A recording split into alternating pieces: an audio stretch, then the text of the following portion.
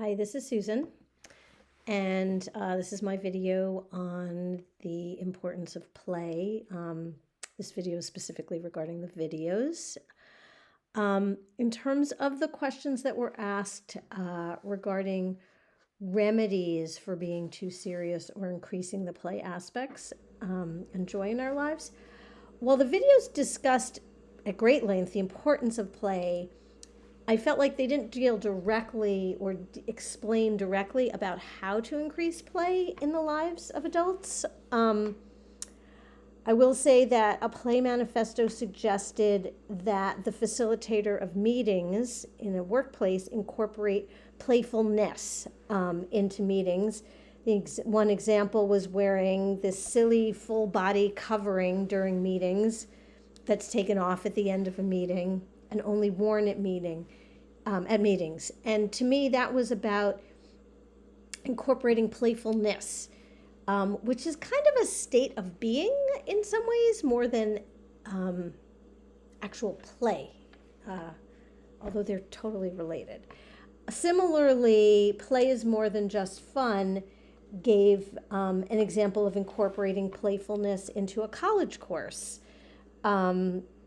And evolution's gift of play seemed to suggest that we look to bonobo behavior to get ideas for our own playfulness. As I said, the video seemed mostly focused on the argument for play rather than giving some concrete instructions on how to increase playful aspects in our lives.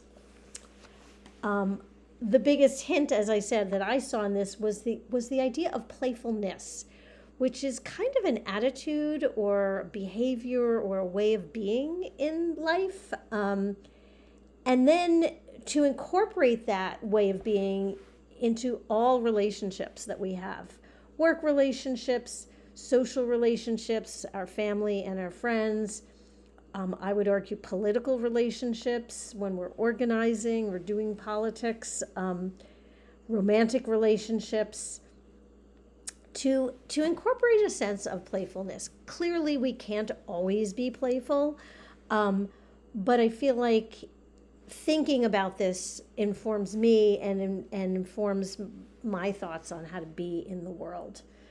Also important in terms of bringing playfulness and play into our lives is the different ways we can do that. So we can do it solo play, one-on-one with two people, group play.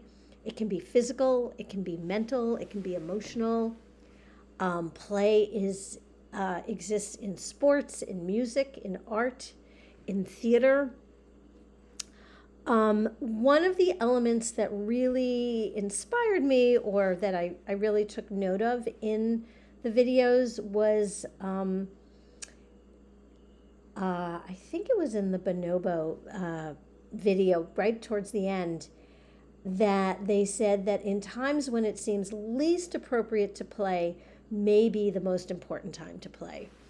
Part of why that inspired me is that it really brought in the mental health element of play. So much of the discussions were about social, emotional, cognitive, physical, but not directly kind of using the words or thinking about our individual mental health. I mean, I guess that's the emotional, but I think that's a really important thing and really interesting in terms of how we as individuals deal with our difficulties and our hard times, and how we are with other people in hard times. Clearly, there are times where you just need to listen to somebody with the hard stuff they're going through, but sometimes some relief from thinking about hard stuff and some play is really helpful.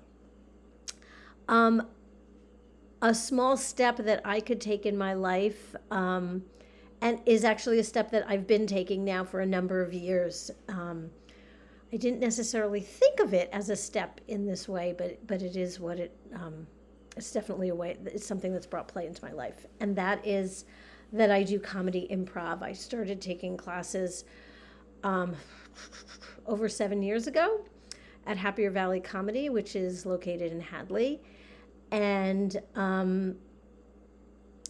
it is a way of bringing play into our lives. While it can be done by kids, it's definitely a school mostly geared towards adults.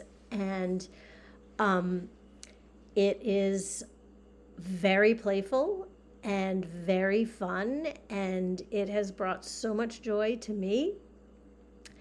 And a lot of, I mean, what I would say is it's pretend play. Getting back to the article that we read, most of the time when you're doing comedy improv, you are pretending to be somebody else, a different character, or yourself in a different place, or elements of yourself. It is a way of playing and playing with other people.